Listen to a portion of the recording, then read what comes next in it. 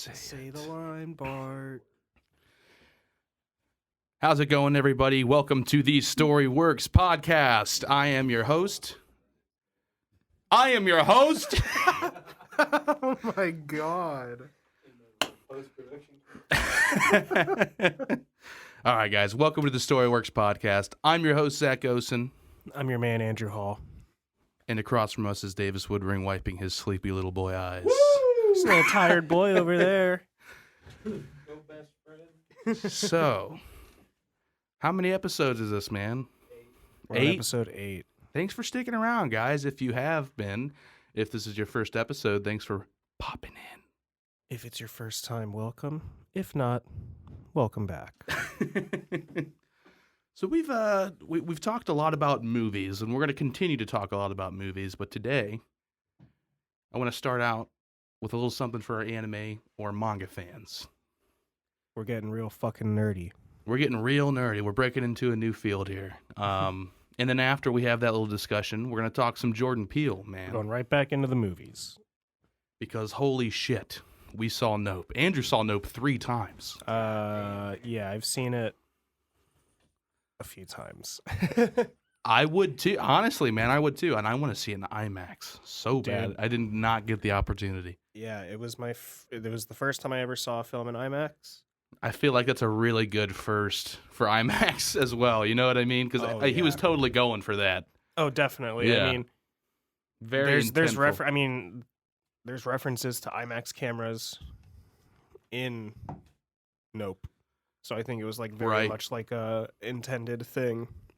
You're gonna have to watch some of Christian Nolan's IMAX to see if Peele beat out the IMAX god. I mean, when I saw it, every time I saw it, they had at the beginning, right before Nope started, a trailer for Christopher Nolan's Oppenheimer. Right? Yeah, Oppenheimer. Yeah. So you got to see the trailer in IMAX. That's nice. Hell yeah. That looked pretty cool too. You know, I haven't like gotten into much Christopher Nolan. You know, like Me either. Besides the Batman movies. Yeah, aside from the Dark Knight trilogy. Fucking what's the DiCaprio one? Inception. Oh yeah.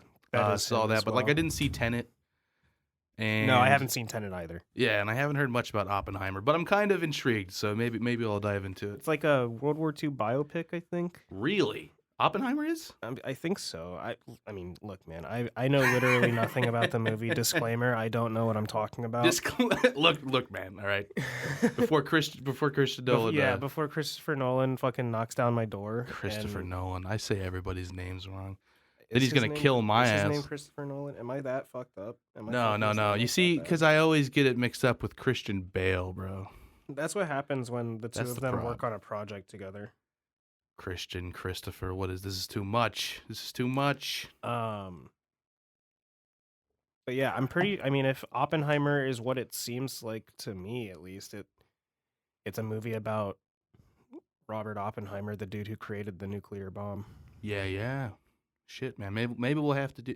If you guys want to hear us talk about Oppenheimer, let us know. Email us. Our email's always open. Storyworkspodcast. Comment on our YouTube or whatever. Just let us know. Yeah. We'll dive into that shit. So yeah, we're gonna talk a little bit about anime and some manga. First, I do just want to say shout out to my crew and my cast that worked super hard over this past weekend creating our short film, What's Best. It's done. Production's wrapped. It's finished. We got it done in 2 days. We haven't talked about it too much on here. We did our advertisement in episode 3. But yeah, including you, Andrew. Great job, my man. Thank you, did fantastic. man. Davis did awesome. It was an honor to be a part of it, and I can't wait to see like your vision realized. Absolutely, man. So stay tuned, guys. Look out for What's Best. Foresight Studios LLC is going to be promoting it, so is 626 Sound, so keep an eye out for that. Very exciting. How does it feel to be done with? Well, obviously you're not like done. You still have, but production-wise, you still have post-production stuff to do. Yeah, but yeah, production-wise, how's it feel to be done? Great, man. I mean, the whole week leading up to it was so much chaos. Oh yeah. It's like gathering last minute props, making sure everybody Making knows. sure everybody is there and is like they know what time to be there. Right. Just the last piece is kind of falling in place, but everything did fall into place perfectly, which I'm so happy about. We love to see it. It went just so smooth, and now we're going full force into post-production. So editing's been a lot of fun. Oh yeah. I'm very excited to see how the whole process comes along, like the coloring, the editing of the shots together and all that. Yeah. Once you see them all finally, I mean, you see them happening on set, but once you really see them start to stitch together in the Yeah, I editing mean, you sent me process. that little like 2-minute clip, and I thought that looked really, really good. Thanks, man. I appreciate it. Yeah, we're going to try and pump this thing out to some festivals, so keep an eye out. Hell yeah. Now, I want to talk about one of them has an anime adaptation currently. The other one has one coming out in October, so very excited. We're going to talk about Chainsaw Man and Jujutsu Kaisen because I think they're very complementary. Yeah, these two manga are like very similar yet also different from each other. in Right. ways. It's like I at times I was like, is it too similar? But I feel like the differences really stand out. They have like similar premises. similar almost. premises, kind of. They have like Let's just kind of give an overview of each in its own right, and then we can talk about similarities. yeah. and- Which one and do you want to start differences. with? Let's start out with Chainsaw Man. I'm gonna have you. Do you feel like you can give like a decent? There's a lot that happens in these yeah, stories. but I mean, yeah, I can give a pretty like yeah, just bare bones idea of the premise of it. So there's no like spoilers, at least at the beginning of this. right. Hit me with it. So yeah, Chainsaw Man. It takes place in this world where like the perception of everybody's like fears of things Mhm. takes the form of these like devils. It's so cool. It is So, so like- it's so cool. There's like, something as non-threatening as like a tomato devil. Right, right. You have a chicken devil, stuff like that. But then you get like pretty insane ones, like you have like fox devils, Mhm. octopus devils. But then you get to like the darkness devil, Dude. uh, that shit gets so like- intense. Eldritch Fear's gun devil, and chainsaw. Oh yeah. Yep.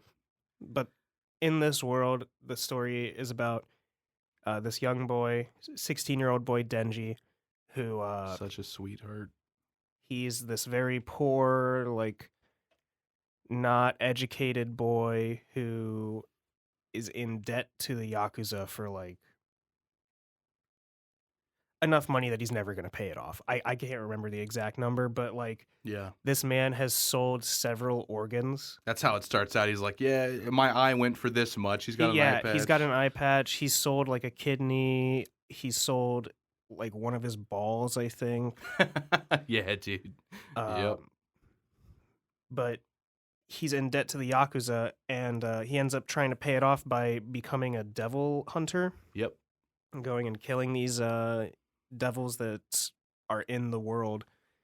And he does it using his pet little like partner friend Pochita. Pochita. He's like a little dog, but he's not just a little dog because he's got a chainsaw sticking out of his head yeah, man. Little Pochita. and a little like ripcord for his tail. And he uses him as a chainsaw to kill these devils Yeah, they have kind of a connection that that you learn about. Yeah, like You don't they're typically see bonded. that, yeah. They're bonded, and it's pretty unique for a devil and a human to get along like that. mhm. But yeah, he's in debt to the Yakuza, and then some things happen, and he ends up essentially like merging with this chainsaw devil, Pochita. Oh yeah.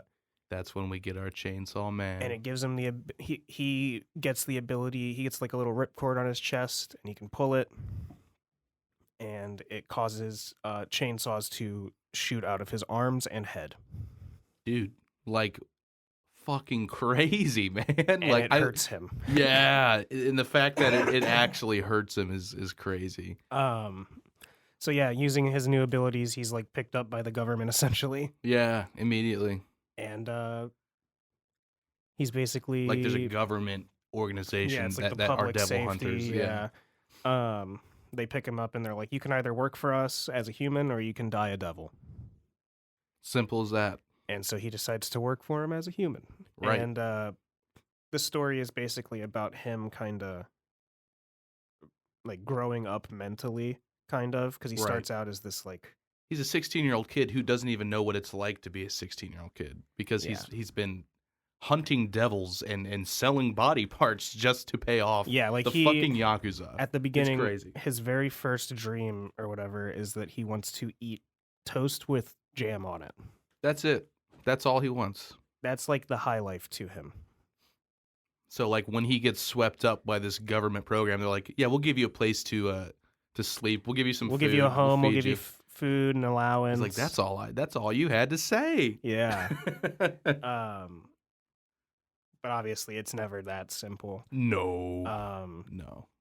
But yeah, it's a very visceral, it's very, very dark. Right. Very gory. Very gory. The fights are so cool though. Fights are insane. Very, very the insane. devils and the powers that come along with them are fucking crazy, man. Like devils for concepts like eternity. Yep. Like the fear of things never ending. Yeah. Right. It's and they take it to a lot of places in just part 1 because we have part 2 now releasing. Yeah, there's part 1 is its own confined story. Yeah, it's pretty much. Yeah, the first part was like 97 chapters long.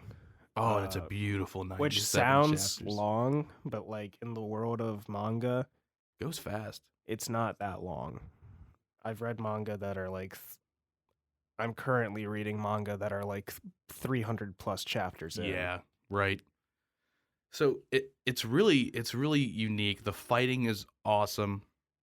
Denji is an idiot, but Yeah. I love him. I know. Yeah, I know. And the characters are really unique in that way. They're all very personable might not be the correct word to use, but Yeah. they all endear themselves to you in some way. Exactly. And there's a lot of twists and turns in this thing that really flip you upside down. It's very, very wild. I really Without going into details. I think I read this thing in 2 days, man. Because you had been talking to me about Chainsaw Man. You're like, it's coming out.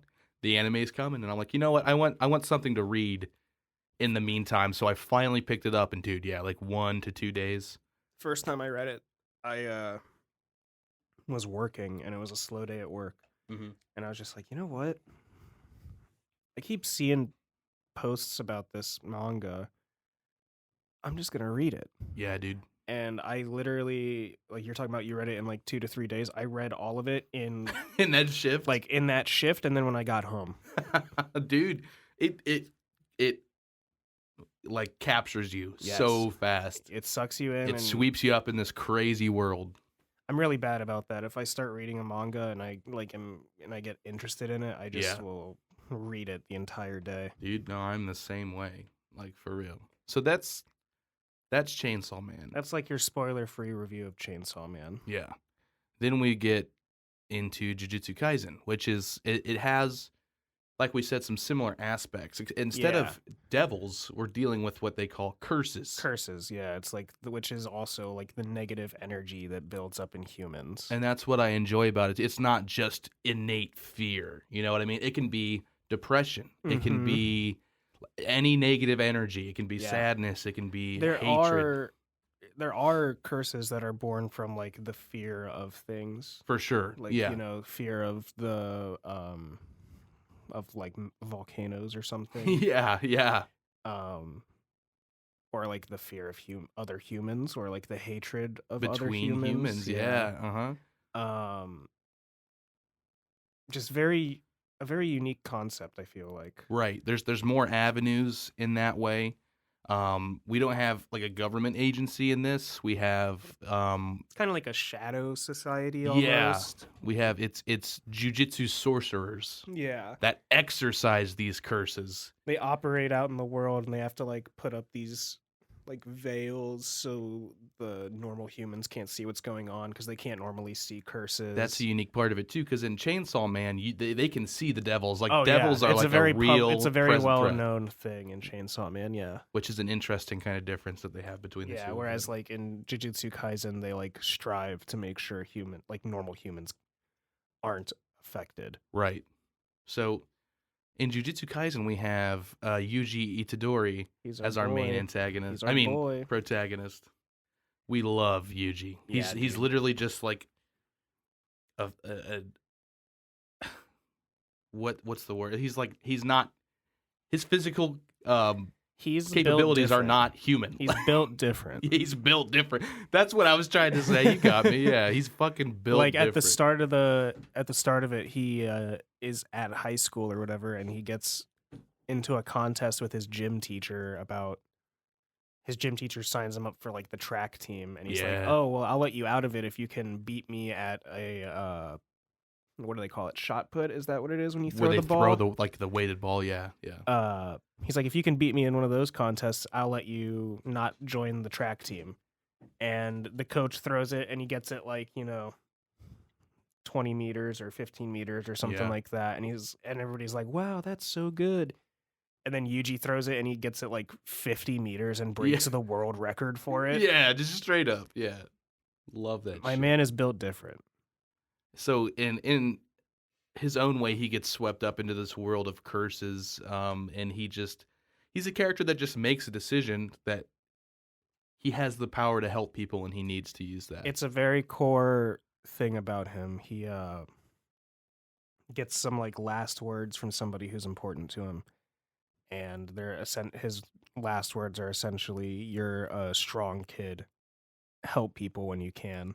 Right, Like, it doesn't have to be a lot. Just and that sticks with him. yeah. He basically tells them, sir, like, help people when you can, so that when you die, you're not alone. Like me, yeah, yeah. And those words very much stick with him and influence his actions throughout the entire course of the manga. Right, and I love that. And so how we have Denji fusing with Pochita to kind of become Chainsaw Man. We have Yuji, Yeah, who finds a cursed object. Yeah, he Artifact, I should say. at his school, in the world of Jujutsu Kaisen, they usually use cursed objects to like ward off other curses from school, because they're usually like schools are usually like a pretty hot Lots spot of negative place emotion. for curses to form, because there's so many negative emotions. So they put these cursed objects there that kind of act as like a siphon. They sponge it all up. But at his school, there's a special grade cursed object. It's this like super high power, dangerous cursed relic that has been around for thousands of years. And curses are actually drawn to it at this point. Like, it kind of acts as like a beacon now. Right. Doing the opposite of what they wanted to. Yeah.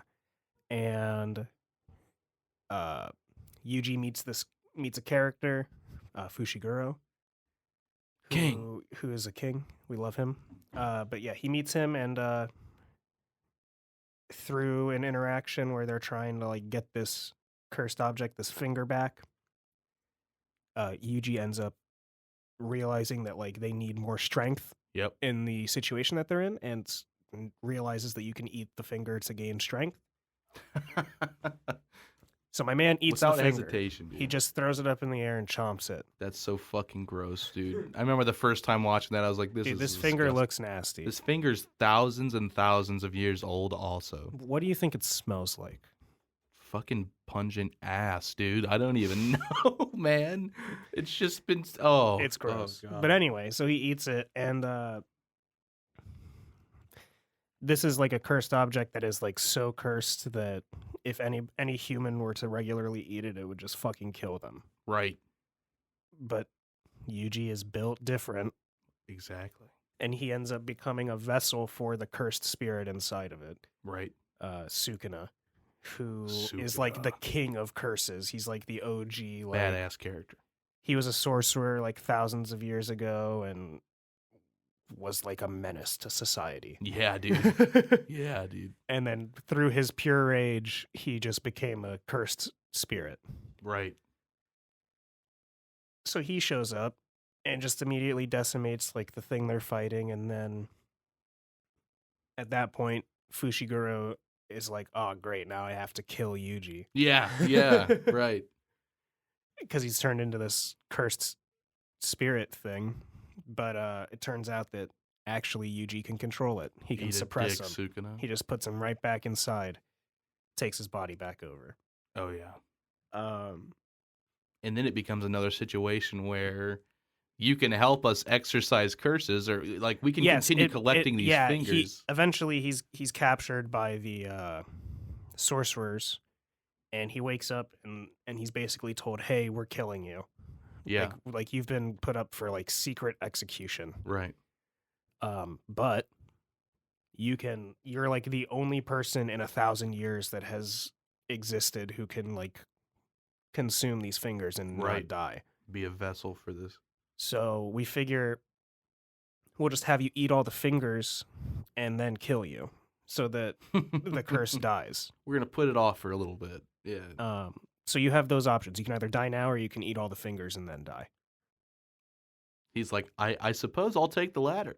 Yeah, he thinks about it, and again we get this like parallel of help people, Right. and then he thinks about like if Sukuna isn't in the world, less people will die, and so he's like, I'll help. Right. And then so the story from there is finding these fingers and trying to exorcise curses. Yeah. And we get such a great cast of characters in this manga, dude. Yeah, Jujutsu Kaisen. And the anime, I will say, is fucking fantastic. This is the one that has an anime out now. It has one season. One season. And there's also a movie. Right. I read Jujutsu Kaisen 0, but I have not seen it yet. The movie comes to streaming September 21st, I think. So excited. On Crunchyroll, so check that shit out, man, for sure. Yeah, I love both of these. You know, they're very different because the characters, the way they handle the world that they're living in, very are much both so. different. Yeah, I would say that Jujutsu Kaisen is more of a traditional like shonen, right? I agree. Yeah, than Chainsaw Man is. Even though it still doesn't have that, you know, But I'm also, going to be exactly. Yuji doesn't have like I'm going to be the Hokage, exactly the Wizard King, the Pirate King. Fuck One Piece, and sorry. that kind of has like parallels with like Bleach. I think of because like Ichigo in Bleach is like he's not trying to become like he's just trying to keep the peace. Yeah, you know he just what I'm wants saying? to protect his fam. Yeah, exactly. But yeah, so it's not your traditional shonen manga in that sense. Right. But it definitely is more like one than Chainsaw Man is. Chainsaw Man is just a fucking beast of its own. It's like a philosophical journey. It's a lot in a great way. Yeah, and I'm loving this the part 2 run so far. It's got a few chapters out now. So. Very, very interesting new take on it. Just kind of wanted to talk about those just a little bit. You know, we're not going to do any spoilers. Spoiler-free talks for once. Yeah, yeah. And if anybody wants us to do a deep dive into these things, again, email us, hit us up, YouTube comments. We'll dive into that shit. We love that shit. I like that shit. Oh, you knew I'd like this manga. You knew I'd like this one. Do you have a preference over the two? I mean, they're both fantastic. I'm just curious. I don't know, man. I really, really like Jujutsu Kaisen. Chainsaw Man is like built different. Yeah. I love Chainsaw Man. Right. Chainsaw Man is small enough to where like I feel like I can just do rereads of it. Yeah, for sure. Whenever I like in any time frame, I can just pick it up and reread it.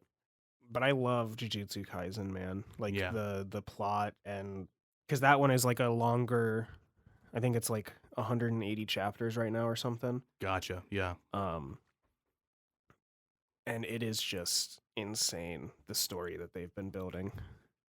Yeah. So I am, I'm a little bit past where season 1 would end in the anime. So I'm reading in the manga. I'm at an event called the Shibuya Incident. I'm not gonna go into it and spoil it at all, but this is a crazy point in the story and shit's popping off. Yeah, this is definitely like a turning point. It's really cool. But where I'm at right now, Chainsaw Man is just a hair above Jujutsu Kaisen. Now I'm not finished with I'm not caught up like you are yet. Yeah, But Chainsaw Man is just like you said, it's so short but so impactful. yes, it's very there's so much depth to it. Right. It's so And I mean, by the end of it, it's so funny. Like we didn't really talk about any of the characters yeah, in either one outside of like the main character. right, because there's just so But many. like in Chainsaw Man, the characters are like so like well developed, I Right. guess. Like you build so much relationship up with, That's what I'm saying. The of the character arcs, characters. man. Like and they'll introduce someone that you really don't like, and then Yeah. by the end of it, you're feeling for him. yeah, and conversely, they'll introduce somebody that you really like, and then you might not like them later. Right. Exactly. Jujutsu They handle Kaisen it perfectly. Jujutsu Kaisen also does that, like, build up characters that you really, really love Yeah. and build up characters that you really, really, really hate. Yeah. Yeah. For sure. Um, Fucking Mahito, dude. yeah, we hate Mahito in this house. Fucker. But yeah, they're both just so good. Yeah.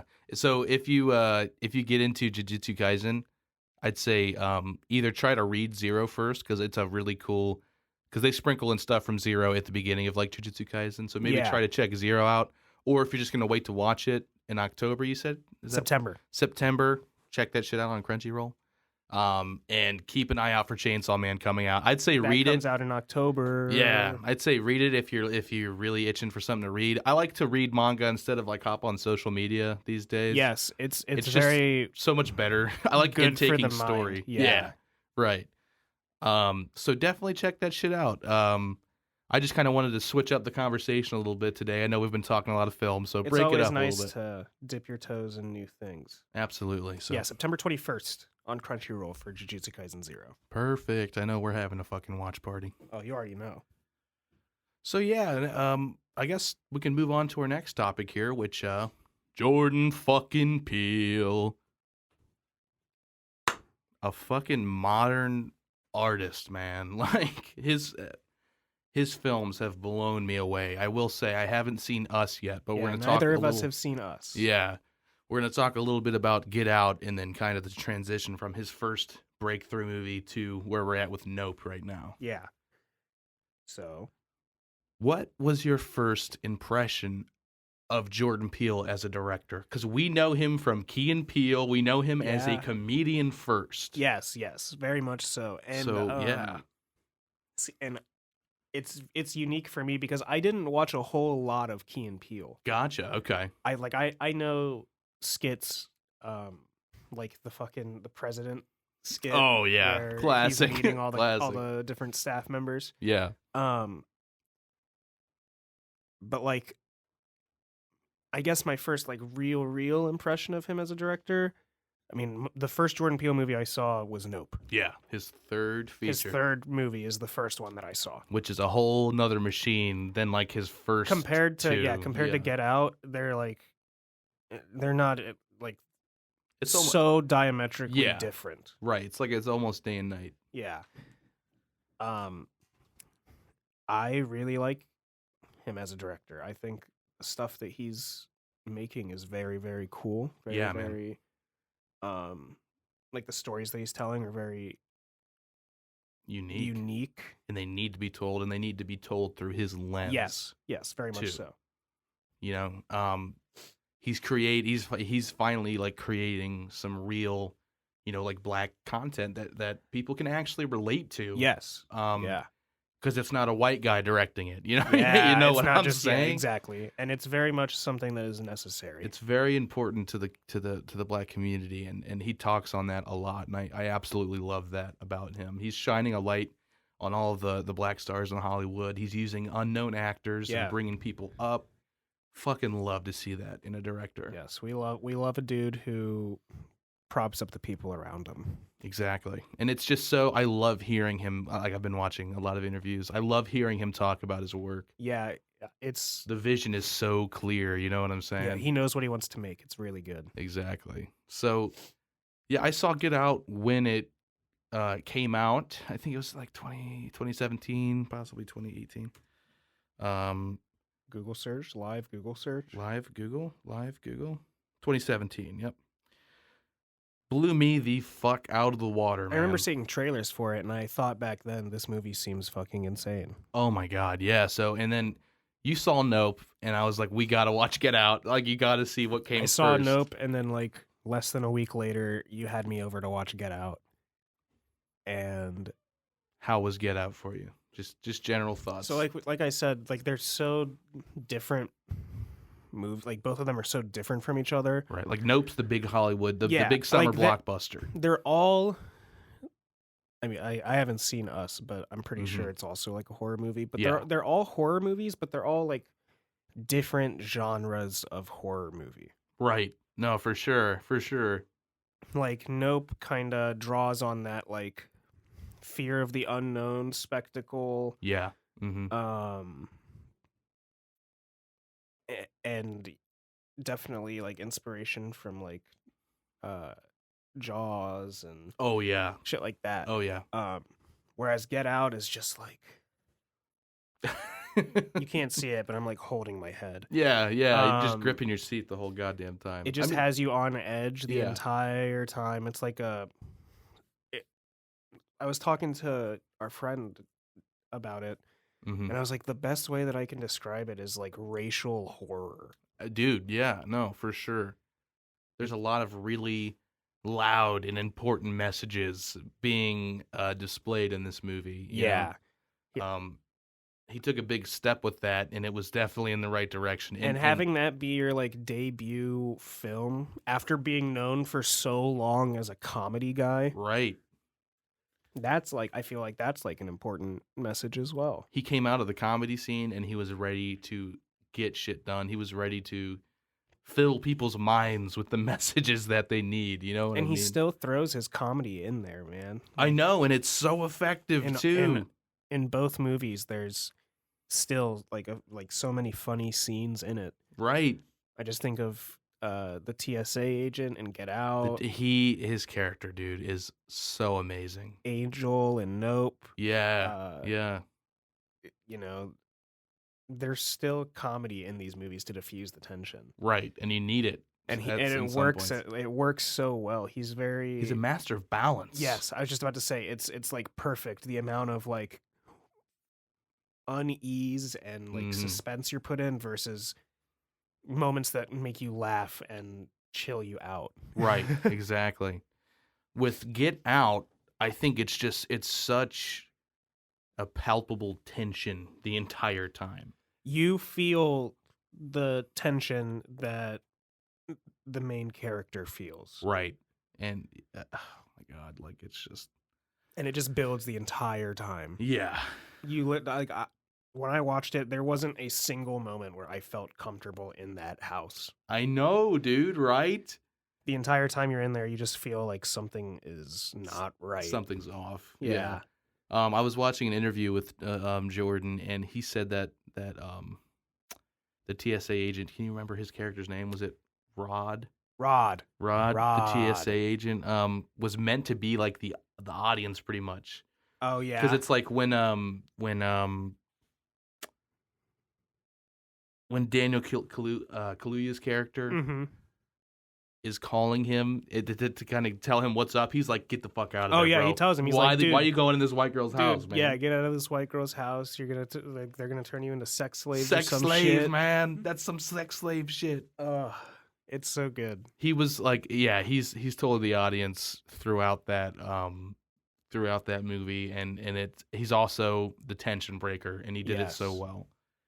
And like I think he continues to kind of channel that into like Nope as well. Oh yeah, because there's moments in Nope where it might not be like there's a specific character that's intended to be the audience, but in Nope there's definitely moments where the characters themselves do what the audience would do and just nope.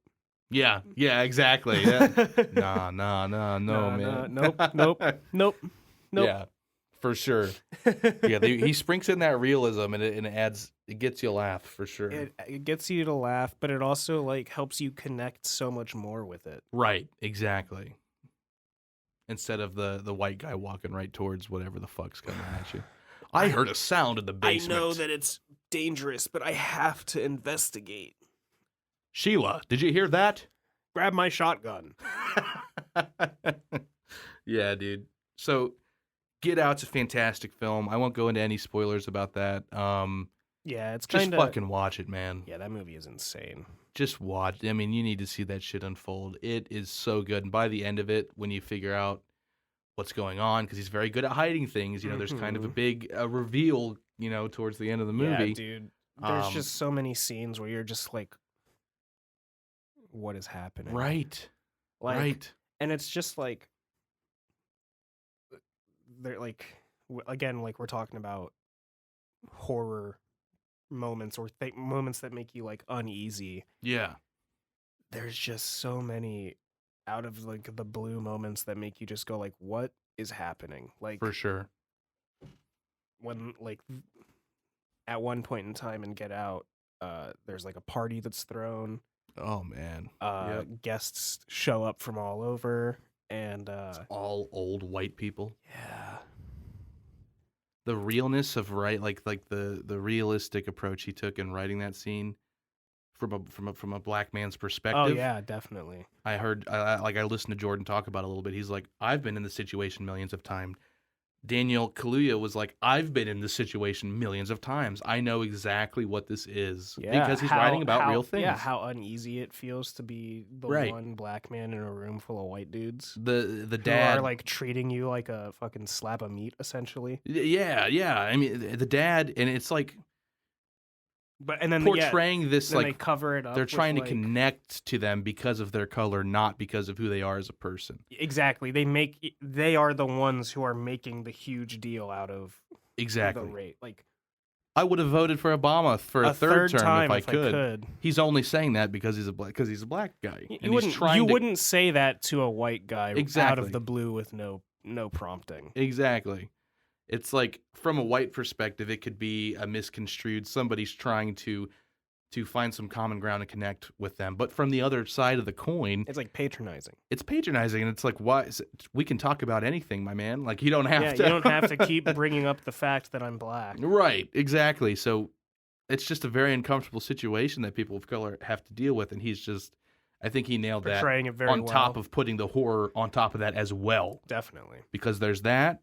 There's subtext, and there's even more subtext to the subtext within these scenes. It's insane. These movies are ridiculous. Please watch Get Out. It's a very, very important and pivotal movie, and it came out at a really good time as well with racial tensions. Yeah, in America. I feel like I definitely missed out seeing it when it first came out, but I'm very glad to have made up for it and seen it now. Absolutely, man, for sure. So he releases Us a year or two later.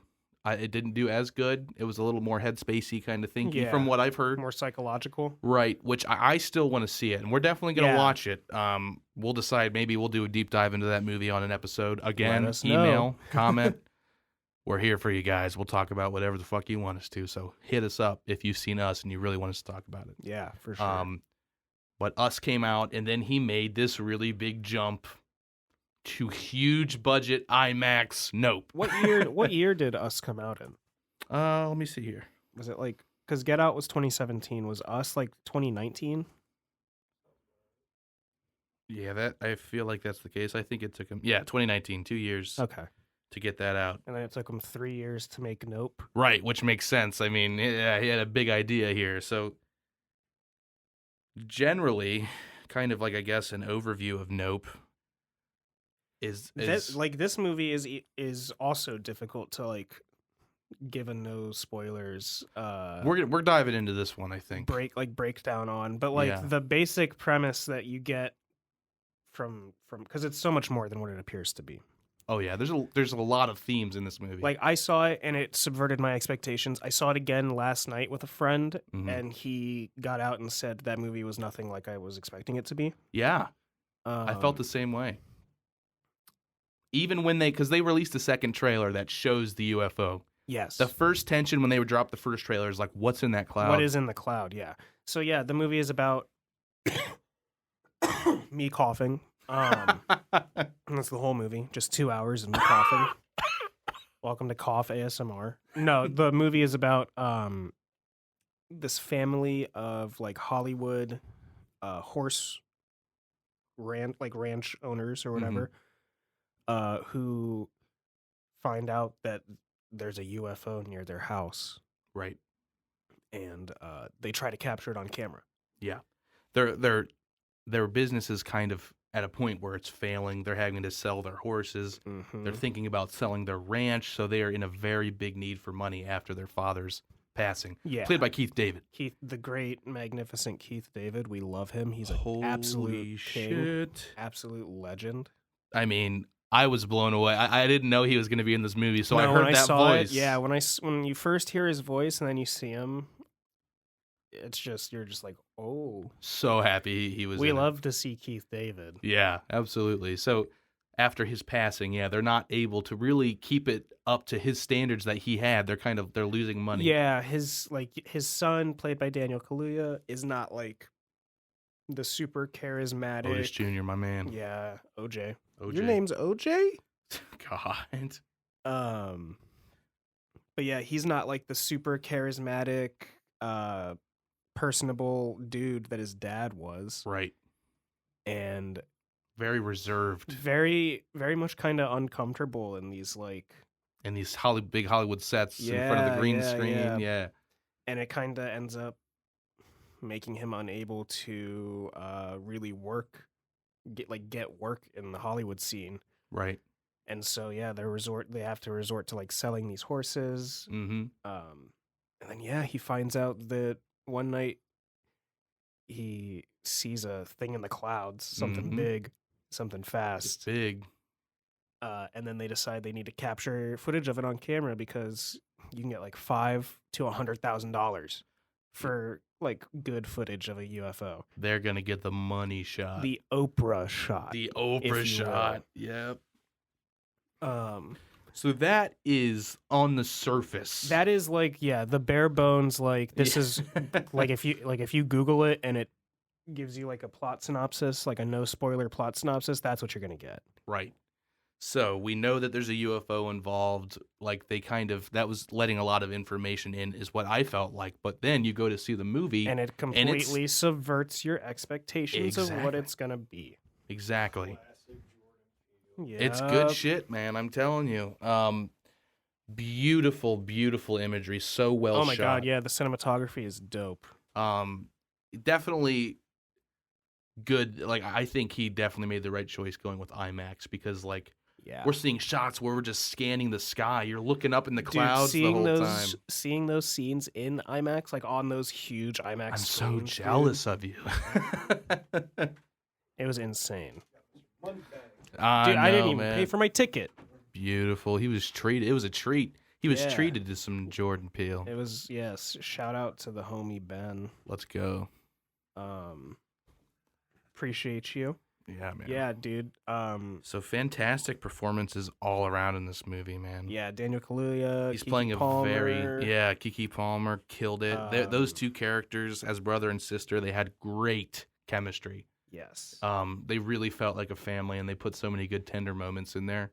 We didn't even mention Stephen Ewan's in this as well. God, he's one of my favorite characters, man. Like, I feel like he's got such a interesting position in this movie. I love just how diverse Stephen Ewan's like acting career is. Like, he was on The Walking Dead for a while. Yeah. He's been in this. He was on an episode of a sketch comedy show. Yes. I Think You Should Leave. Shout out to Tim Robinson's. I Think You Should Leave. And then diverse. Playing, is it Mark in Invincible? The protagonist? Yeah. He's in Invincible too. He's got voice work. Invincible. Shout out to Invincible season 2. Where are you? If you like The Boys, check it out. Like, it's along the same vein, but very good. So yeah, no, it was great to see him working with Jordan Peele, man. I was so excited when I first saw him in the trailers. Yeah, dude. And then we have some other, like we mentioned Keith David. Keith David's he in did it. great. Brandon Pereira as Angel, their tech guy. He was amazing. He's our like our Rod. He's our kind of comic Yeah, relief. he's kind of like I guess if there's anyone who's like an avenue for the viewer, it's him. He's kind of Yeah. like that conspiracy theory Mhm. dude. Yeah. Um, just a pretty Aliens. good cast, man. Everybody was cast very well. Oh yeah. Daniel Kaluuya is playing such a different character in opposition to Get Out. No, dude, yeah. So, like I said, I saw Nope first. Yeah. Seeing him in Nope and then seeing Get Out and seeing how like even just like physically younger he is. Right. He's like skinnier Mm-hmm. and his face is like you can tell his face is younger. Right. Mm-hmm. And then seeing him in Nope and seeing him be a bit more like kind of a little bit more of a little bit guy. more built, Yeah. a little older in the face. Yeah.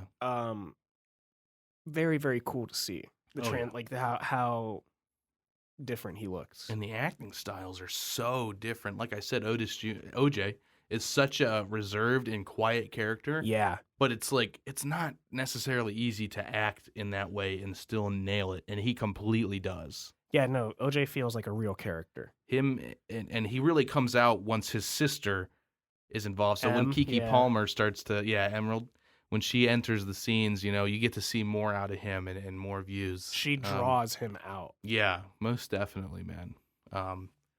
So everybody's chemistry in this was fantastic. Is there anything else we can talk about without spoiling anything? I mean, like I said, there's so many themes and just big ideas that go into this that I kind of want to talk about. So I'm just trying to think on the. I think we're pretty good. Okay, yeah. I'm just trying. I can't think of anything jumping out at me at the like. With that, minute. I mean, I'll talk a little bit more about this with spoilers, but sound design. Whew. Oh my god, dude! Yeah, no. Woo. Like he's always got great soundtracks too. You know what I mean? But the sound. You gotta hear like some of the sound designs in this movie, Davis. It's dude, yeah. Yeah. Like the sounds that this UFO makes, dude. Yeah. Oh, dude, that's why I wish you guys seen Westworld because the sound design they do in this crazy shit. It's like, yeah. It's like sub like just frequencies we can't. Yeah, hear, but right. still, yeah. Like it's audible for you. That's crazy. What they do with it is just crazy. It's always I need to fucking watch. We got to catch up with man. Westworld. Do some I've seen the Westworld first talk. 2 seasons, but I need to just do a complete rewatch of it. Same, to be honest. So I guess now we let's just fucking dive can into just it, man. go into spoilers. Spoilers. Here we go. Combo breaker. All right, man. So as we said, this like subverts your expectations to a degree. Very much so. Big degrees. I want to talk about how the film opens. Because I was not this put me back. I set so my far. watch to Atlantic Standard Time because I know you and I both love Aurora Borealis. And you have no concept of time. Like, having that be like the first line of the movie. Like, I Yeah. love that you don't even get to see any of it. Like the build up to what happened, like how the Yeah. first images of the film that you see are. Right. They just throw it out there. And I believe he does a flashback sequence like this in the beginning of each of his films. Because in Get Out, we see the character who is abducted. Yeah, you're right. Mm-hmm. Yeah, so Very good way, shocking way to start a film. it's like a cold open of sorts. Yeah. So you've seen it 3 times. What exactly do we see at the beginning of this film? So at the beginning of this film, it opens up, like I said, with some voice lines, and then it just opens visually to a live TV studio set. Is it from like under a table when this shot is first? Yeah. Yeah. But I don't even think you can see the tablecloth yet. We're just at a low angle kind of. Yeah. And you just see a chimpanzee, I think, Mm-hmm. wearing like a birthday hat and a sweater, Yeah. and he's covered in blood. He's got blood on his mouth, blood on his hands. There's a woman's like lower half that you can see peeking out from a couch, peeking out from like the ground in front of a couch. There's a shoe just pointed straight up in the air. Yeah. Somehow. Right.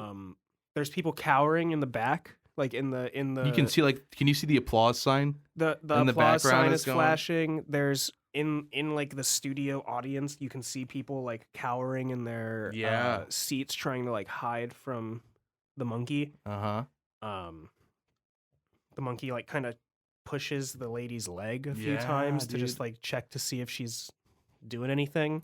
This was such a shocking scene to I witness. had no idea there was going to be anything like this in the movie. No, dude, me and my fiance Kayla just looked at each other like mouths open, like what? Like at first I thought it was like a thing for his production company, because his production company is Monkey Paw. Mm-hmm. But no, this is how the film opens. And then he like knocks off his birthday hat. Yeah.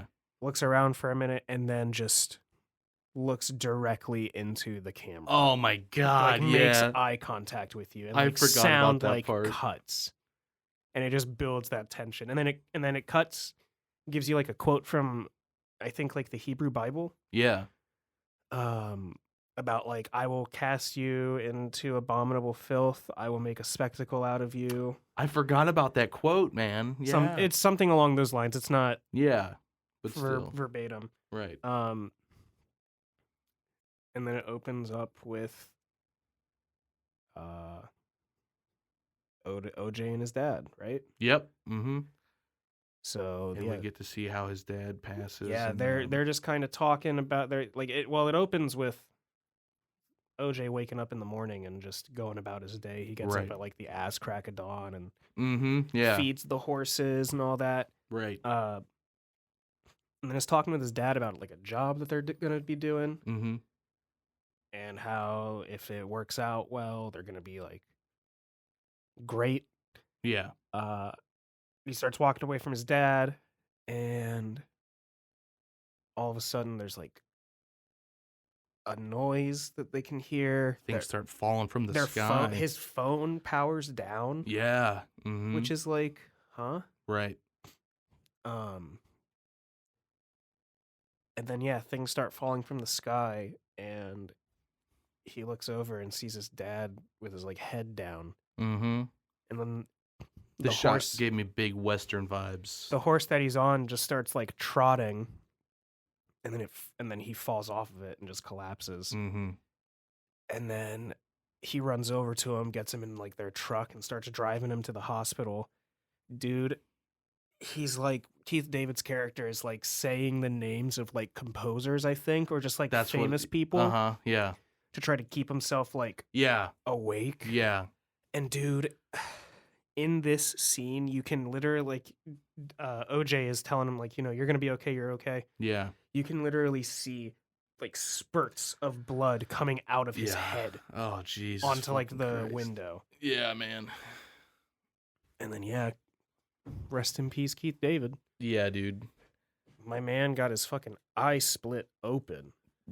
There's just the shot, like the top down shot. Well, there's that. They show you like the X-ray of like the quarter, man. In the middle of his head. Holy Christ! And so OJ gets told that it was like a cargo plane dropped props or something out of the sky accidentally. Mm-hmm. And then it cuts like 6 months later. Yeah, that's how it kind of sets up. We're in this financial situation now. And then he's got to call. OJ can't really handle this by himself. He can't really be on set in Hollywood taking the horses for film productions. He's not social like that. No. Then we get the stark contrast to him. His sister. His sister's introduced. She comes in with energy on 10, dude. Yeah, but it's like such a great performance. It's like it starts after you see his father die. You get like the little opening credit scene where like the names are popping up in front of that like square, and you're like, what the fuck is this? Mm-hmm. And then from there it cuts to Hollywood set. OJ's on there with his horse. Mm-hmm. It looks like they're gonna be doing some like mocap for it or something. Right. He's telling everybody like, don't look the horse in the eye. Mhm. You know, be careful around him. And nobody's listening Nobody to a listens to goddamn him. word. And then And this is like that scene. I just want to say that scene perfectly captures the feeling of being on a film set. yes, they and like that scene is definitely like a critique on like Hollywood and Yes. just film industry as a whole. For sure. They bring out like the production dude who's like, this is the star. Yeah, she's yeah. on set and Ugh. just doesn't give a fuck about OJ. Right. Mm-hmm. And then they're like, okay, let's do the safety meeting. And then he's like put on the spot Yeah. and he starts to give it. But then, as you were saying, he begins it. And then as soon as he begins it, his sister walks in Yeah. and she takes over because he's like, He was waiting for it too. He's like, Emerald should be here. he's like, I need like 5 more minutes for my team to get here. And then Yeah. they're like, okay, go. Do it now. Well, you hear that the actress is like, She's like, well, I'm ready to do for one. a She's like, I'm ready to take. do one. Yeah, it's like, So yeah, his sister comes in, gives the whole like Haywood family or Haywood Hollywood horses spiel. I love it too. It's like their great grandfather was the first. My great grandfather. There's another great. There's another great. Yeah, it's really cool how their history is supposed to be like that. Their great grandfather was the first. That's like a very like real thing. Like isn't that crazy that we know the name of the dude who took the pictures of the horse jockey, but we don't know the name of the horse jockey, the dude who is literally the first stuntman, Right. actor, video jockey ever. It was such a cool fucking piece of the movie. Like really awesome starting point for these characters too. Oh, definitely. And it has to do with like the undertones in Hollywood too, because it's like that's a really cool thing, but nobody gives a shit. Like everybody's just staring at them. Like Yeah, okay. exactly. And they kind of make a point of that later on in the film when they try to get a hold of like the cinematographer from that commercial that they're working on. Right. They're talking and he's like, "Oh yeah, you're the horse girl. Guess that means I'm talking to Hollywood royalty, huh?" Yeah. And he says it kind of like derisively. Right. Almost kind of like an asshole. a little Yeah. bit. But yeah, so they have this claim to fame of being like the descendants of this horse jockey. Right. Which And is so awesome. they formed this Hollywood company where they're the only like black owned horse trainers in Hollywood. Mm-hmm. Yep. And that's a very, very cool, very unique thing. Right. And then yeah, she gives her spiel and then kind of plugs her own stuff Yeah. Yeah. That's very within her character. and then yeah. just walks off. Because the dynamic between them is that like OJ's been waking up and doing this every day. This is his life. She's been not. gone for a while, yeah. They also go into like why she has been gone because they let their relationship breathe a lot. They give them a Yes. lot of good beats. Like there's a moment where they're talking about, Emerald's like, hey, I had a horse that I was supposed to train, and then when I wake up the next day and you're out there with Dad, and it's like Yeah, she was jean jacket, excluded. Yeah. Jean jacket. Yeah, yep. She was Dad excluded. got all Western. Uh-huh. Yeah. So they have a really interesting relationship. I felt like that's what propelled her on a different path, Yes, very much so. But yeah, so she goes off, kind of leaves OJ again, Yeah. and then everybody's like, "Okay, let's go." Everybody gets like right next to this horse after he said like, "Don't get next to it." The crew just starts like clamoring. Everybody's talking over each other. And then a dude comes up with like a reflective ball Yeah. on a stick and puts it in front of the horse's face. Sounds like a and- great idea. Yeah, it fucking freaks the horse out and he kicks. Uh-huh. And they end up getting like removed from the project. They get like replaced. And I feel like that's when he's like, we need to make money. Like, Because he says he's like, we need the money, and the dude who replaces him is like, yeah, I know you guys. I know your dad left like a huge hole, but there will be other gigs. right, Now's not the right time. right. So that kind of propels us on this mission to where they start to see that there's something in the sky. So yeah, I mean, they get home and you get more of that like buildup of their relationship because on their way home, they stop at this nearby like attraction, like what would you call it? Like a amusement, It's like a theme park. Type It's its thing. own little theme park. Jupiter's Claim. It's a little Such western a- town This is a set that exists. What is it? in Universal. In Universal, yeah. This set is still up. At Universal, it's got like I think it's like a permanent set there. Yeah, which is so cool that Jordan Peele has like a space. So yeah, it's Awesome set piece. It's this little western theme park town ran by Jupe, who is played by Stephen Ewan. Mm-hmm.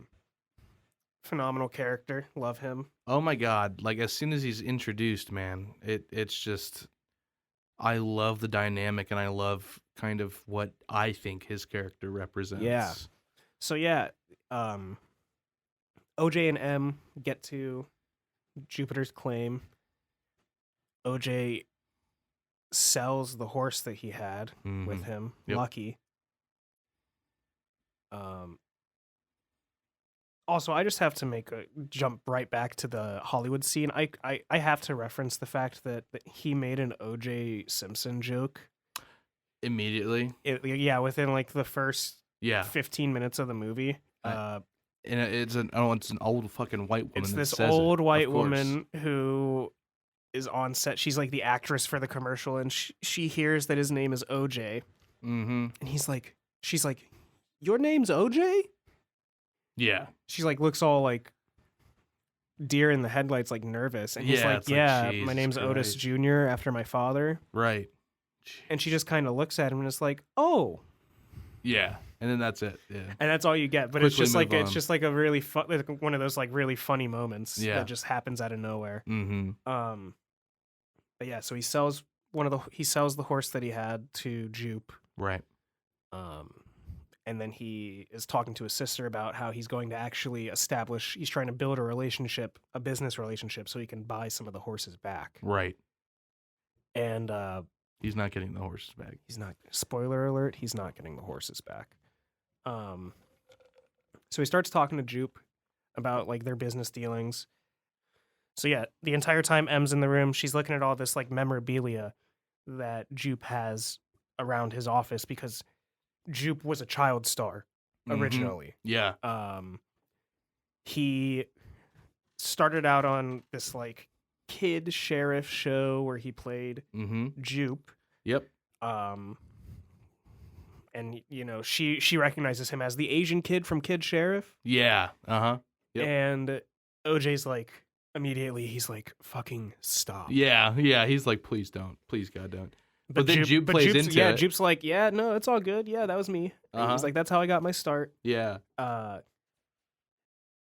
And she's like, oh, can I get an autograph? Mhm. And OJ's just like, come on, I'm trying to do business here. Yeah. And so they Again, go back. that contrast between Yeah, them. they go back to doing business. She's still looking around. And then she spots a poster on the wall of a like comic cover of like Mad comic, like Mhm. the like parody, like comedy satire comic or whatever that exists. Right. I've never really read too much of it. I know Yeah. it had like a TV show on Cartoon Network for a while. Right. All the fucking 80s kids right now. Yeah, they're like, I let's know go. about Mad. Yeah, yeah, You don't know about right. Mad. But yeah, it's like a cover for Mad, and it's got a monkey on it. Oh, God, yeah. And she's like, what is this? And Jupe sees it, and he, like, OJ is like, you know, I'm actually trying to, you know, lay groundwork on a path to buying some of the horses back. Right. Jupe's like, oh, you want to buy some of the horses back? Yeah. Yeah, we can. Sure, but You're like, yeah, we can work something out. yeah. And then he sees M looking at that poster, and he's like, ah, so that. Yeah. And he like just completely like abandons the meeting. He gets up and he's Yeah. like, oh, OJ, have I told you about this one? That's from that's referencing the Gordy's room incident. Yep. And he talks about how he was actually on set when that monkey flipped out. Yep. And he like takes them into like a hidden room behind the poster that has like a Dude, bunch of yeah. memorabilia, including the shoe that I mentioned was like standing up on end. This is where the one thing I have about the shoe comes in, that I feel like it's because he has it. Well, I guess it could go both ways. Like, he's got it up there, right? It's on the wall, framed up, so it's, when he looks at it, it's sitting upright. It's in that same kind of position. I almost think of it, because I mean, we're talking spoilers. That's, we're in the spoiler discussion. He's the kid. He's under the table watching Gordy fucking kill these people, pretty much. And he, in that flashback, that shoe's like that. So I'm wondering. I was like, he sees it to I was like, is it like a thing that he's like remembering? Like, when he's remembering it, he's just seeing it like that, how it's sitting up. Or it can be vice versa. He saw it like that. We don't know why, so he framed it like that. Yeah, I've seen things that mention that it could represent it being like a because after OJ sees the UFO, he asks M, what do they call a bad miracle? Yeah. Mm-hmm. I feel like that shoe standing up on its end could also kind of be a signifier of like a bad miracle. Right. Because he's profiting off of this incident at this point. He says he's got people staying in that secret room that he has. No, yeah, he got paid $50,000 to come stay in like this old couple's room for a night. Yeah. So this is where they really start to push the main thematic element in this movie. The spectacle, a morbid curiosity, things that are not good, things that like are he's got like negative. In this room, he's got a mannequin of a monkey wearing like the sweaters that Gordy would wear. Right. And he's talking about it, because she asks him, what really happened? He's like, oh, have you guys ever seen the Saturday Night Live skit of it? Yeah, dude, I forgot. It gets deep like that. He goes in talking about how it's like, oh yeah, Saturday Night Live did an episode. These people played, the characters in the show. Right. The host played me. Chris Kattan played Gordy. Yeah. And oh Jesus, man. Just he's talking about how like, oh yeah, somebody would play the wrong note on something and Gordy would just lose it. And I'm like, but Chris Kattan is going crazy, and he's just talking about how great. Yeah, he's talking about how perfect this like the skit tells of how the events are, and then it just hard cuts. To him under the table. Yeah. Just like cowering. Like, right. And you're just like, what? It's like he's still stuck. No, and then it pulls him back. Like it pulls back out of that to him in the room with OJ and M, and he's just like.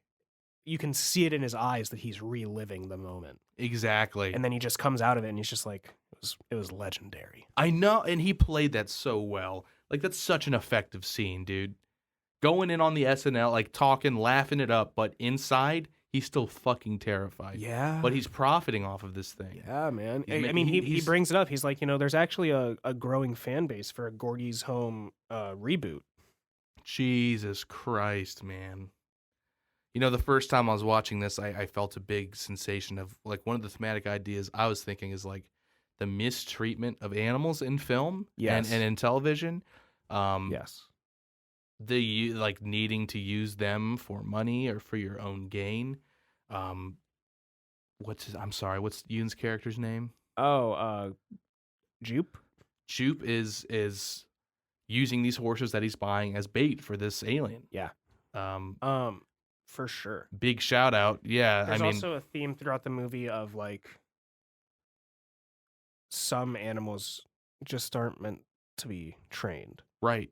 Exactly. I mean, something can go wrong, like the popping of a balloon is supposedly what I believe made Gordy. Yeah, no, that's exactly what it is, because later on you get the full scene in full. Right. And it shows the younger girl character, like his brother or whatever, or his sister in the show, giving Gordy like a big box present. And then it opens up and a bunch of balloons fly out, and then you just hear one pop. Oh my God! Yep, and that sets it off, and he loses it.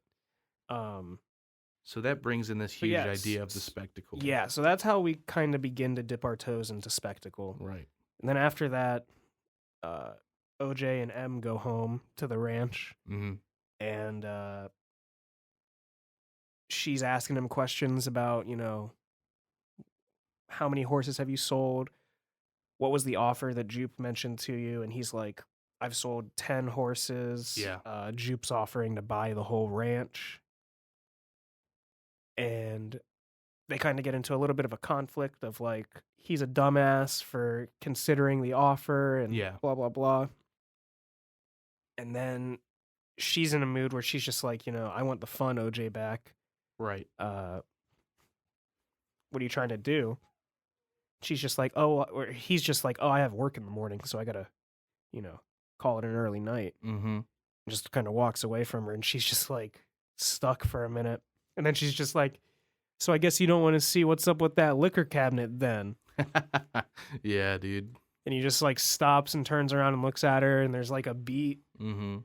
And then like you get that's where I get that like true like familial bond sense between them, where it's Yeah. like they can have their like bickering discussions about like what is the right thing to do, but then it just goes right back into like, oh, I guess you don't want to get drunk then. And then he gives it a beat and then just says, hey, I got that hobby weed too. Yeah. Right. And she's just like, oh, well, that's all you had to say, man. Right. No, that's a really good moment, and they have those throughout the movie. And they toast to the old man. Mm-hmm. Yeah. That's where you get that first talk about Jean Jacket and the horse that she was supposed to train. Mm-hmm. Right.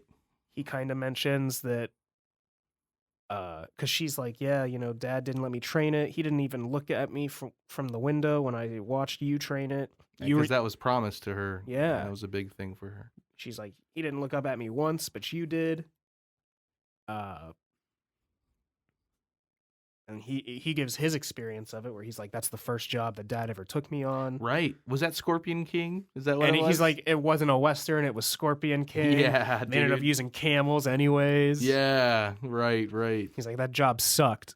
I love that. That's like a thing throughout the movie. Like he's got the Scorpion King crew Yes. hoodie and shit. So that happens, and they're getting like drunk.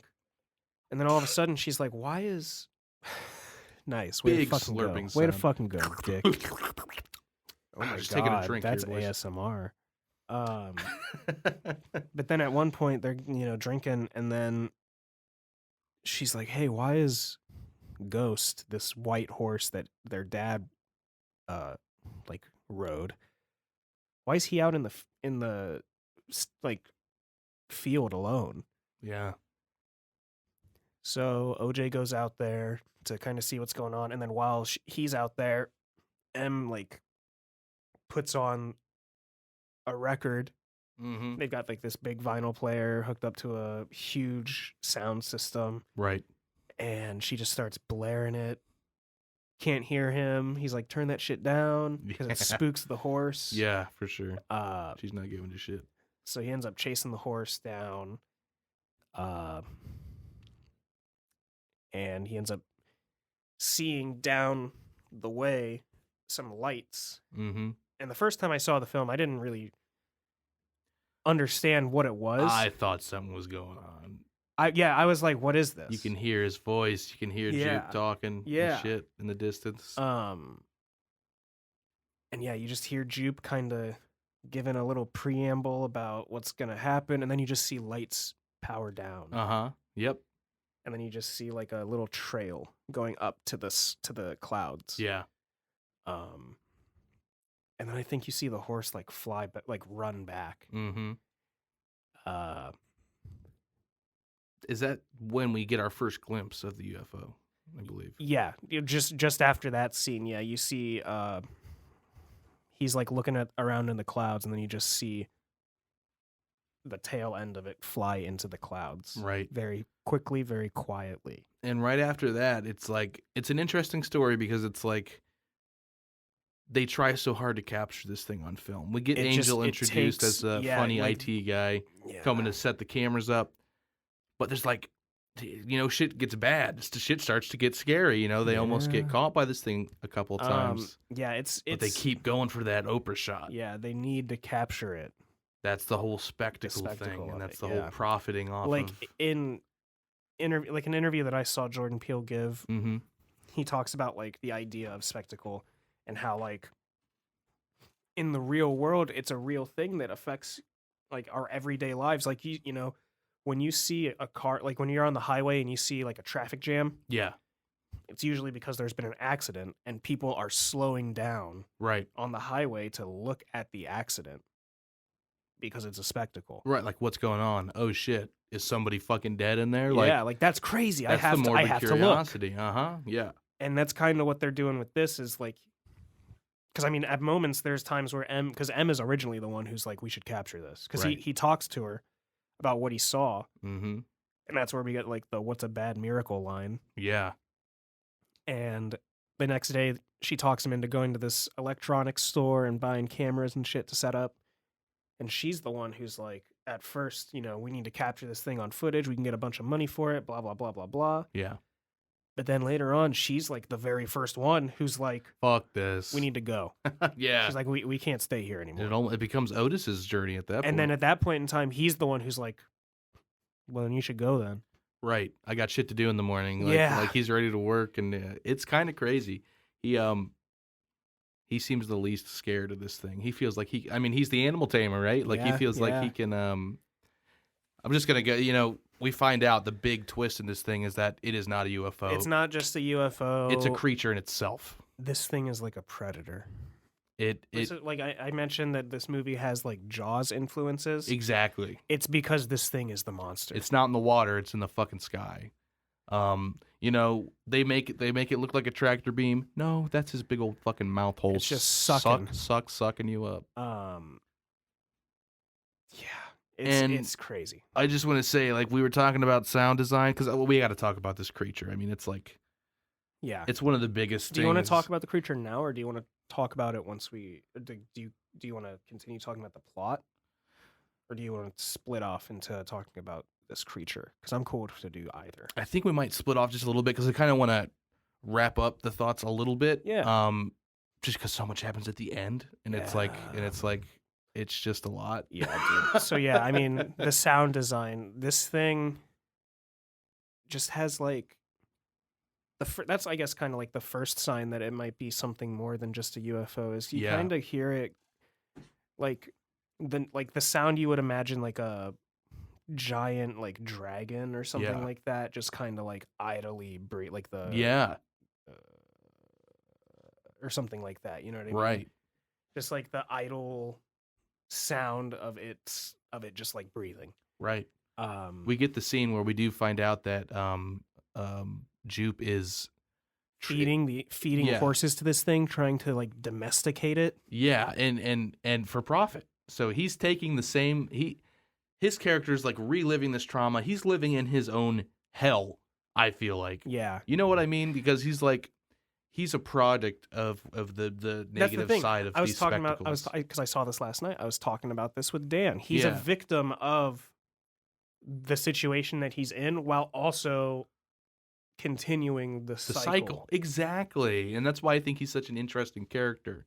So yeah, they finally do this publicly and try to get this UFO Dude. out, and that's when we find out it's a creature indefinitely, because this scene of this Oh my creature God. sucking these people up. Dude, yeah, he is comes visceral. out and he's just like he introduces his childhood crush, the girl from the show who Her had fucking her face who had is her like- like mouth ripped off. Yeah, man. And then yeah, he's like, okay, in an hour it's gonna show up, Yeah. and then it shows up early. Oh yeah. It makes a noise, and people are like, "What was that?" Right. He's like, "Okay, it's ready. We're ready." Yeah. And we get really And he's using up close. Lucky, the horse that we've seen from the beginning of the film. Yeah. But Lucky doesn't. Like, he's got him in like a little cage to run out, Lucky's like, He's like, he doesn't "Fuck move." that." Yeah. and He knows what's up. everybody starts seeing this thing. All the power turns off because Uh-huh. every time this thing's near you, all the power gets shut off, Yep. and it just fucking sucks them all up. Dude, do you think that was practical? You know how they have the people in that narrow space that's almost like it's windpipe where it's digesting shit? I feel like that probably was like. I feel like they put him in a big cramped space, man. And I like, think so. and that was so. I mean, it is Seeing like that horse disgusting. skull. Yes.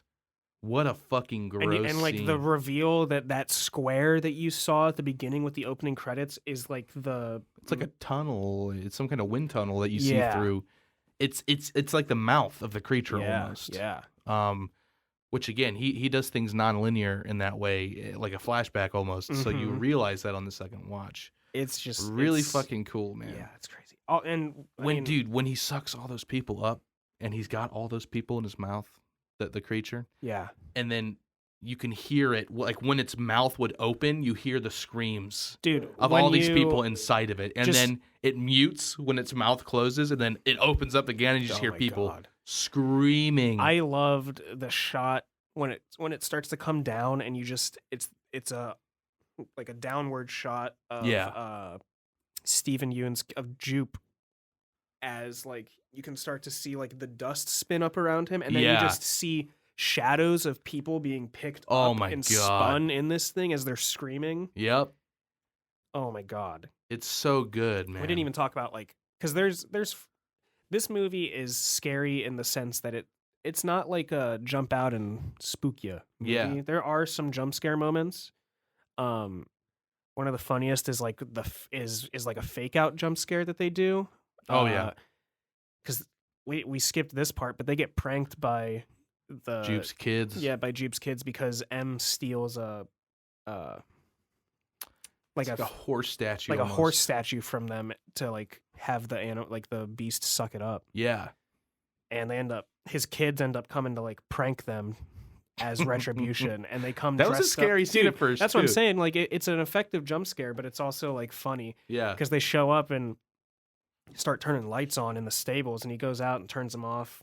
They Yeah. turn them back on, and then it's just you just see like a Small little small figure. Yeah. humanoid thing. This is with, like, before we know that it's a creature. yeah, so you're just like, okay, these are the aliens. They're Right. coming.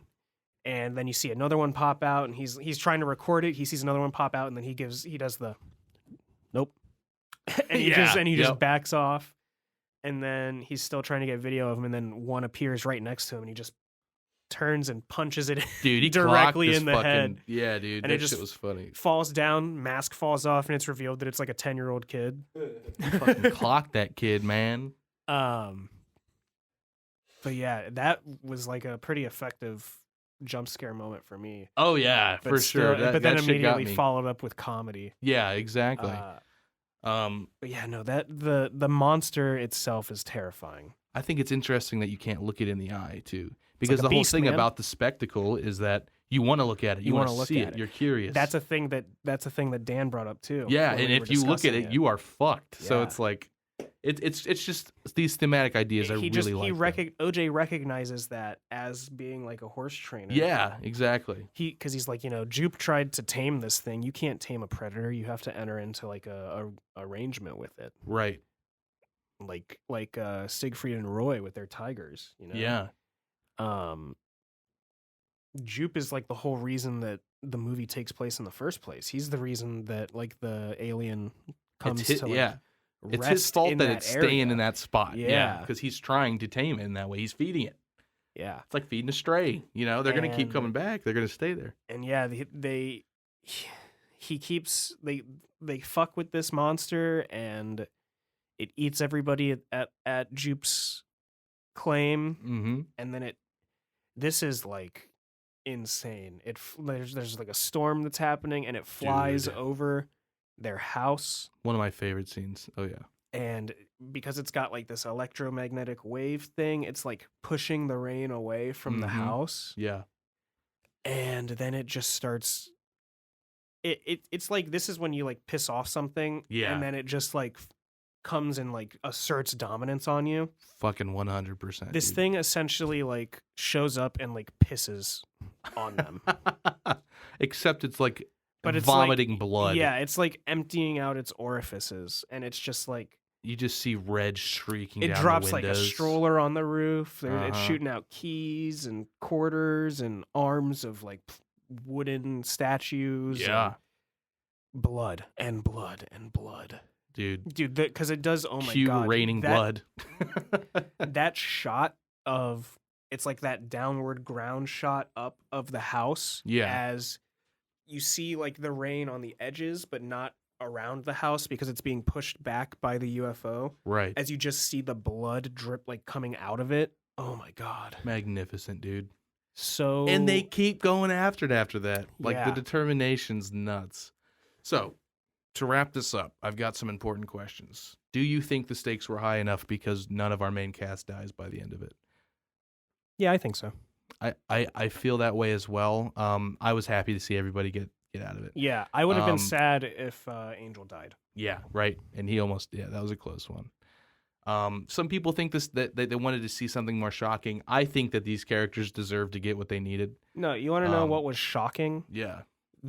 The biblically accurate angel that it turns into, this eldritch abomination. So this thing just takes a whole new shape in like the final climax of the movie. It's insane.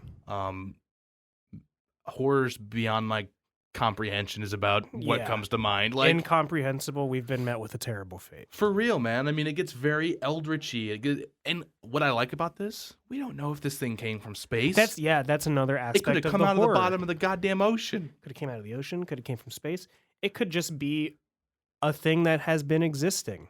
And we just didn't know it. This is what's cool about it. Very, very cool. So yeah, dude, it's like, how do you even describe it? It's like almost beautiful. It's like the moonlight butterfly from Dark Souls 1. Yes, very much so. I was just blown away because it takes this UFO shape.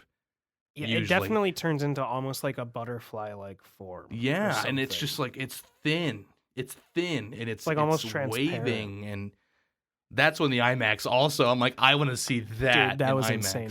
I saw a thing that said that Jordan Peele took inspiration from the angels from Neon Genesis Evangelion. Are you for real? That is so goddamn cool, man. And I saw that last night, and I was like, this is fucking dope. I love that. That I didn't know that. That is fucking sick. Yeah, that's just another reason to check out Evangelion. There you go, man. Yeah, for sure. Dude, you know, when it takes its like predatory form and it's like that, it shows us the square. And it's like ribbons, like whoosh, whoosh, And just it's like just coming opening out. Yeah. That's when I was like basically holding my head, like I don't know what I'm looking Dude, at. it's insane.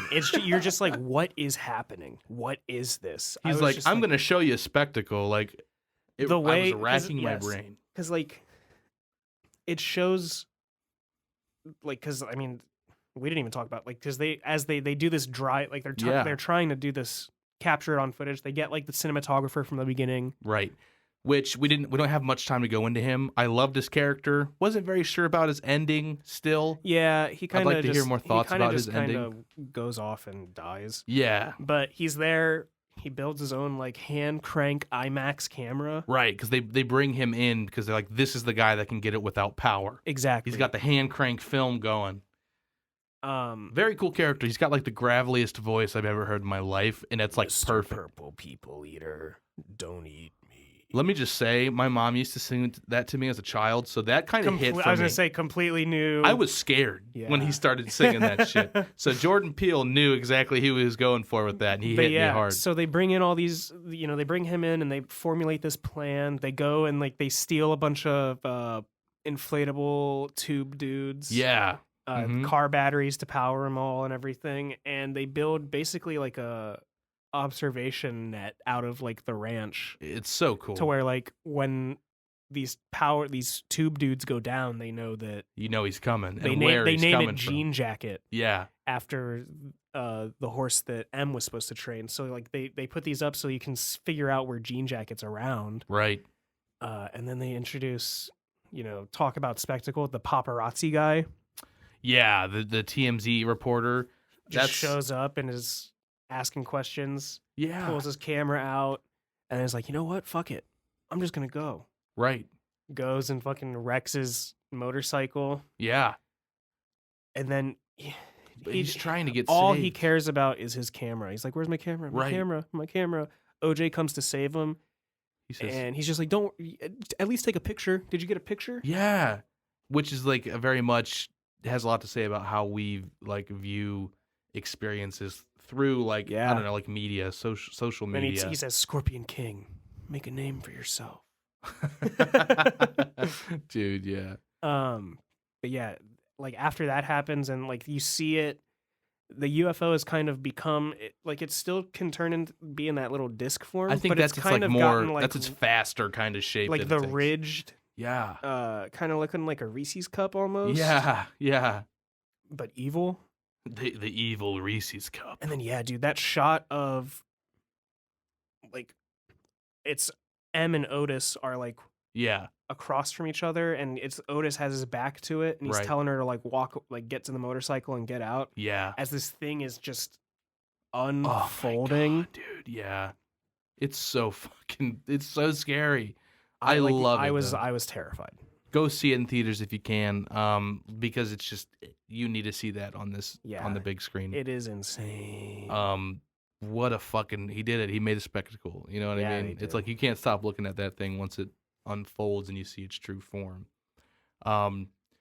I really enjoyed this movie. I liked the ending. I thought it was super unique how Dude, they do like, captured the picture. Yeah. Talk about like Chekhov's gun using that the well camera from the beginning of the Right. movie, like when they first get to Jupe's Park. So much foreshadowing. I like it a lot. I love the reference to Akira with like the motorcycle slide. Yeah. They do the Akira slide. Just so cool. Right.